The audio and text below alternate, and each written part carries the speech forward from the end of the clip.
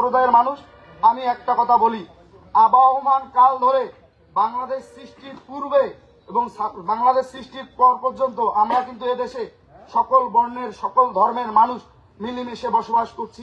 সবাই সবার ধর্মীয় প্রতিষ্ঠানে আমরা ধর্ম পালন করছি এবং একে অপরের পাড়া প্রতিবেশীর সাথে সে যে ধর্মেরই হোক না কেন ন্যূনতম যে সৌজন্যবোধ, সেই সৌজন্যবোধ বজায় রেখে কিন্তু আমরা বসবাস করছি। কিন্তু এই দলটি ক্ষমতায় আসার আগেই এভাবে জান্নাতের টিকিট বিক্রি করছে মুনাফিকি আচরণ করে।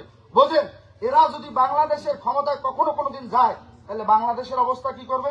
যাই হোক, বক্তব্য দীর্ঘায়িত করবো না, শুধু এটুকুই বলবো, দেশ নায়ক জনাব তারেক রহমানের পরিকল্পনায় আরেকটি পরিকল্পনা আছে। কি পরিকল্পনা জানেন? আমরা কতটা ধার্মিক যারা যারা ধর্মের পথে আমাদের মতো রাজনীতিবিদদের, আপনাদের মতো যারা ধর্মপ্রাণ আছে তাদের পরিচালিত করে, তারা কারা জানেন? তারা মসজিদের, মাদ্রাসার ইমাম, খতিব, মুয়াজ্জিন।